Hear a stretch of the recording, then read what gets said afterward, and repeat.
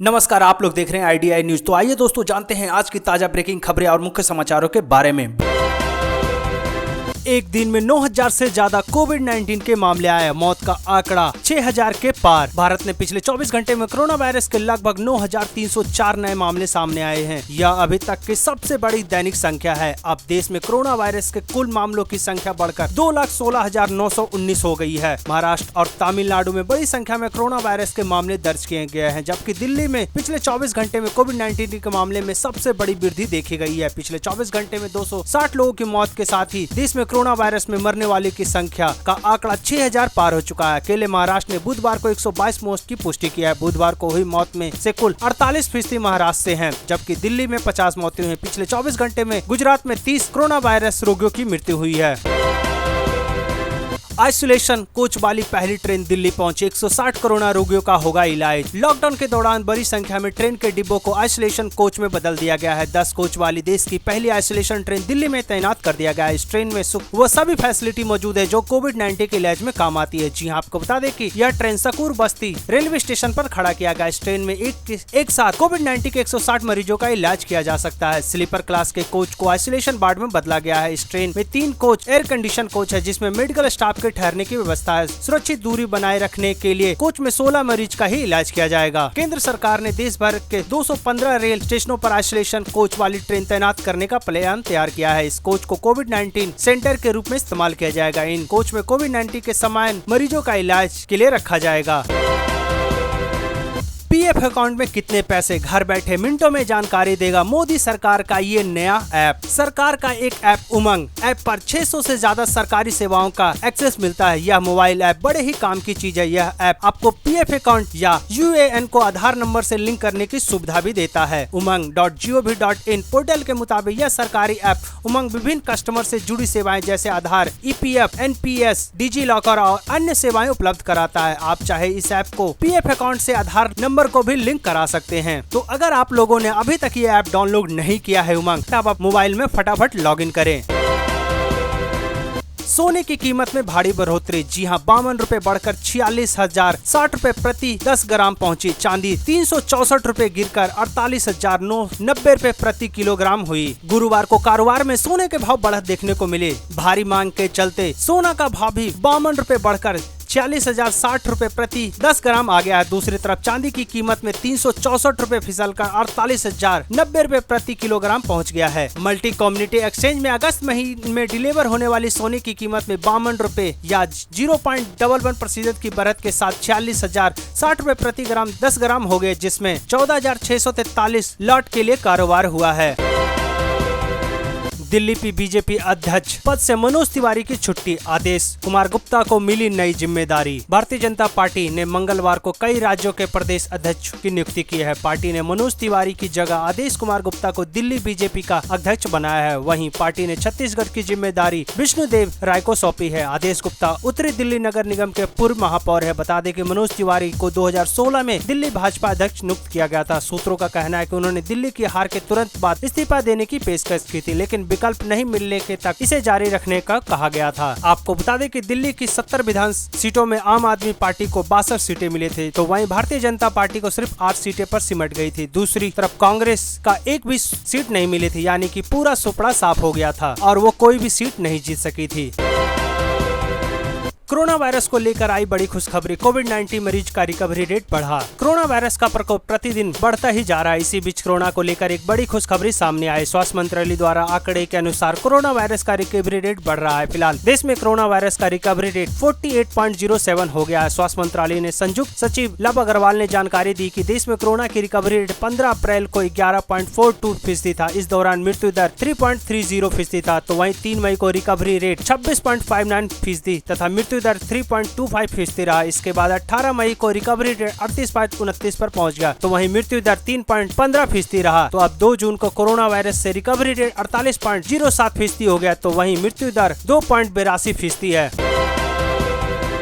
Corona virus के बाद मुंबई पर निष्ग्रह चक्रवात की मार 100 किलोमीटर प्रति घंटा की रफ्तार से चलेगी हवाएं। मुंबई अभी कोरोना की मार से उभरा भी नहीं था कि अब देश की आर्थिक राजधानी पर चक्रवात की मार झेलना शुरू हो गया है। मौसम विभाग के मुताबिक बुधवार को चक्रवात महाराष्ट्र के तटीय इलाकों में दस्तक दे सकता है, जिसे देखते हुए मौसम विभाग ने मुंबई के साथ साथ आसपास के इलाकों में हाई अलर्ट जारी कर दिया गया है। मुख्यमंत्री कार्यालय के मुताबिक केंद्रीय गृह मंत्री अमित शाह ने मुख्यमंत्री उद्धव ठाकरे से वीडियो कॉन्फ्रेंसिंग पर बात किया और राज्य की तैयारी का जायजा लिया है। तो वहीं राष्ट्रीय आपदा अनुक्रिया बल ने जानकारी दी कि राज्य के सभी प्रभावित होने वाले जिलों में 9 दलों को तैनात कर दिया गया, जिसमें 3 दल मुंबई में, 2 पालघर में, 1 ठाणे में और 1 रायगढ़ और 1 रत्नगिरी और 1 सिंधुदुर्ग में लगाए गए हैं। निषाद चक्रवात से निपटने के लिए एनडीआरएफ महाराष्ट्र सरकार के राहत और पुनः विभाग के साथ मिलकर काम कर रहा है, जिससे चक्रवात से होने वाले नुकसान को कम से कम किया जा सके और समय रहते लोगों को जरूरत का सामान और सुरक्षा मुहैया कराया जा सके। राज्यसभा चुनाव की नई तारीख का ऐलान, 18 सीटों पर डाले जाएंगे वोट। कोरोना वायरस के चलते देश भर में होने वाली कई चीजों को या तो रद्द कर दिया गया या फिर टाल दिया गया है। राज्य चुनाव के चुनाव भी इसमें से एक है, जिन्हें कोरोना के बढ़ते मामले के चलते टाला गया था, लेकिन अब इस चुनाव की नई तारीख का ऐलान हो चुका है। चुनाव आयोग ने बताया कि राज्यसभा की खाली सीटों पर अब 19 जून को चुनाव होगा। इससे पहले राज्यसभा चुनाव की तारीख 26 मार्च को तय किया गया था, लेकिन कोरोना वायरस के चलते 25 मार्च से ही पूरे देश भर में लॉकडाउन लगा दिया गया था। राज्यसभा की कुल 55 सीटें के लिए चुनाव होना था, लेकिन इसमें से कई सीटें पर निर्विरोध उम्मीदवारों को चुन लिया गया है, जिसके बाद बची हुई 18 सीटों पर 19 जून को चुनाव होगा। केंद्रीय मंत्रिमंडल ने खरीफ की 14 फसलों पर न्यूनतम समर्थक मूल्य बढ़ाया, 83% तक बढ़ा एमएसपी। केंद्रीय मंत्रिमंडल ने सोमवार को कई संशोधन को मंजूर दिया है। साथ ही साथ मंत्रिमंडल ने खरीफ की 14 फसलें के न्यूनतम समर्थन मूल्य को बढ़ाने के लिए मंजूरी दे दिया है। मंत्रिमंडल की बैठक के बाद कृषि मंत्री नरेंद्र सिंह तोमर और सूचना प्रसारण मंत्री प्रकाश जावड़ेकर ने प्रेस कॉन्फ्रेंस करके यह जानकारी दी। तोमर ने बताया कि किसान की आर्थिक स्थिति को मजबूत करने के लिए मंत्रिमंडल ने यह फैसला किया है, जिसका फायदा देश के करोड़ों किसानों को होने वाला है। आपको बता दें कि पिछले वर्ष 2020-21 के लिए कैबिनेट ने धान की एमएसपी 1868 रूपए, जौ की एमएसपी 2620 रूपए और बाजरे की एमएसपी 2150 रूपए प्रति क्विंटल तय किया है। कपास की एमएसपी 260 रूपए बढ़ाकर 5515 रूपए प्रति क्विंटल कर दिया गया है। साथ ही साथ मक्का की एमएसपी 53%, मूंगफली में 50%, सूरजमुखी में 50%, सोयाबीन में 50% और कपास में 50% की वृद्धि किया गया है।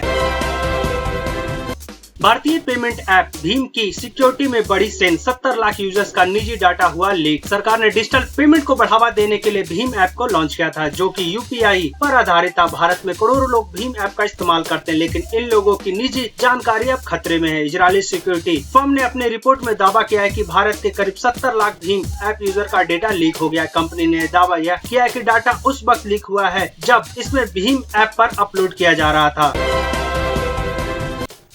महंगी हुई रसोई गैस, अब आपको देने होंगे इतने रुपए ज्यादा। गैर सब्सिडी एलपीजी सिलेंडर के दामों में सोमवार को जबरदस्त वृद्धि कर दी गई है, जिसके बाद मेट्रो शहर में लोगों को कुकिंग गैस पर अब पहले से ज्यादा कहीं पैसा खर्च करने पड़ेगा। कुछ मेट्रो शहर में तो लोगों को प्रति सिलेंडर पहले के मुकाबले 37 रुपए तक का ज्यादा खर्च करना पड़ेगा। गैस के दामों में यह बढ़ोतरी 3 महीने से लगातार घटते दामों के बाद आई है। अगर मेट्रो शहर की बात करें तो इंडियन ऑयल कॉर्पोरेशन के आंकड़े के मुताबिक 1 जून यानी कि सोमवार से दिल्ली में गैर सब्सिडी पर खरीदने वाले प्रति कुकिंग गैस सिलेंडर पर 11 रुपए की बढ़ोतरी किया गया। तो वहीं कोलकाता में 31.50 पैसे की बढ़ोतरी की है, मुंबई में 11.50 पैसे प्रति सिलेंडर, तो वहीं चेन्नई में 37 रुपए प्रति सिलेंडर बढ़े हैं। 1 जून से दिल्ली में फिलहाल 581.50 रुपए की दर से मिल रहे गैर सब्सिडी पर मिलने वाली सिलेंडर एक फिलिंग पर अब 593 रुपए खर्च करना पड़ेगा। मुंबई में 579 रुपीज का सिलेंडर अब 590.50 रुपए में मिलेगा। तो वहीं कोलकाता पर 584.50 पैसे की दर से बिक रहा है। सिलेंडर में अब 616 रुपए में बिकेगा। कुल मिला के कहा जाए तो कोरोना के बाद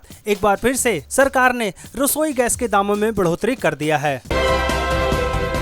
30 जून तक बढ़ा देश भर में लॉकडाउन, रेस्टोरेंट, धार्मिक स्थल, सैलून खोलने की दी गई है इजाजत। कोरोना वायरस से निपटने के लिए देश भर में एक बार फिर से लॉकडाउन लगा दिया गया है। लॉकडाउन 5.0 की गाइडलाइन सरकार ने जारी कर दिया गया है। लॉकडाउन 5.0 1 जून से 30 जून तक रहेगा। कंटेन जोन के बाहर सरकार की ओर से चरणबद्ध तरीके से छूट दी गई है। गाइडलाइंस के मुताबिक लॉकडाउन फेज 3 फेज में खुलेगा। सरकार ने पहले फेज के तहत 8 जून से धार्मिक स्थल, होटल, सैलून, रेस्टोरेंट खोलने की इजाजत दी है। हालांकि सरकार ने शर्तों के साथ खोलने की अनुमति दी है। बता दें कि कोरोना वायरस से निपटने के लिए देश फिलहाल लॉकडाउन के दौर से गुजर रहा है। लॉकडाउन जीरो की अवधि 31 मई को खत्म हो रही है। ऐसे में सरकार ने इसे और बढ़ा दिया है। दूसरे फेज के तहत स्कूल कॉलेज खोलने का फैसला केंद्र ने राज्यों पर छोड़ दिया है।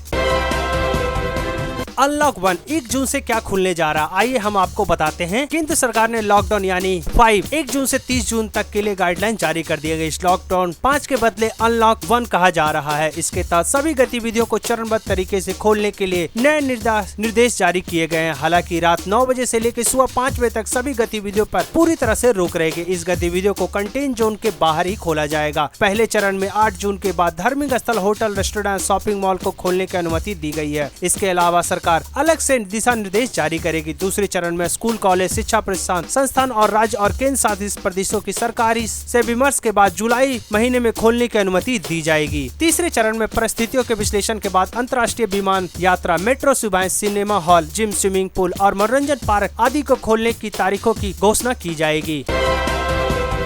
पेट्रोल और एलपीजी गैस के दाम में बदलाव। हर महीने की पहली तारीख की पेट्रोलियम पदार्थ के दाम तय किए जाते हैं, जिसमें पेट्रोल, डीजल समेत एलपीजी गैस भी शामिल है। बता दें कि लॉकडाउन की वजह से परिवहन सेवा बंद होने के बाद ईंधन की मांग में भारी गिरावट आई है। वहीं अब लॉकडाउन में ढील के बाद ईंधन की मांग बढ़ी है। कुछ राज्यों ने पेट्रोल, डीजल पर वैट को बढ़ा दिया है। अब 1 जून से पेट्रोल के दाम में इजाफा हो सकता है। वहीं एलपीजी गैस के दाम भी सरकार ने कम किए थे। अब लोगों की नजर है कि 1 जून से एलपीजी के गैस के दाम में बढ़ोतरी की जा सकती है। सुप्रीम कोर्ट का आदेश, प्रवासी मजदूरों से बस और ट्रेन का किराया ना लिया जाए। सफर शुरू करने से पहले राज्य ने खाना मुहैया कराए। प्रवासी मजदूरों के पलायन पर सुप्रीम कोर्ट ने गुरुवार को अंतरिम आदेश दिया है। कोर्ट ने कहा है कि ट्रेन और बसों से सफर कर रहे प्रवासी मजदूरों से किसी तरीके का किराया ना लिया जाए। यह खर्च राज्य सरकार ही उठाए। कोर्ट ने आदेश दिया है कि फंसे हुए मजदूरों को खाना मुहैया कराने की व्यवस्था भी राज्य सरकार ही करे। इस मसले पर अगली सुनवाई अब 5 जून को होगी। आपको बता दें कि सुप्रीम कोर्ट ने कहा है कि ट्रेन और बस से सफर कर रहे प्रवासी मजदूरों से किराया ना लिया जाए। यह खर्च राज्य और केंद्र शासित प्रदेश की सरकारें उठाए। स्टेशन पर खाने और पानी सरकार मुहैया कराए और ट्रेन के भीतर मजदूरों के लिए व्यवस्था रेलवे करे। बसों में भी उन्हें खाने और पानी दिया जाए। देश भर में फंसे मजदूरों जो अपने घर के लिए बसों और ट्रेन का इंतजार कर रहे हैं, उनके लिए खाना राज्य सरकार ही मुहैया कराए। मजदूरों को खाना कहाँ मिलेगा और रजिस्ट्रेशन कहाँ होगा, इसकी जानकारी भी विस्तृत तरह से दिया जाए। राज्य सरकार प्रवासी मजदूरों के लिए रजिस्ट्रेशन की प्रक्रिया को देखे और यह भी सुनिश्चित करे कि उन्हें घर के सफर के लिए जल्द से जल्द ट्रेन या बस मिले। सारी जानकारी इस मामले से संबंधित लोगों को दी जाए।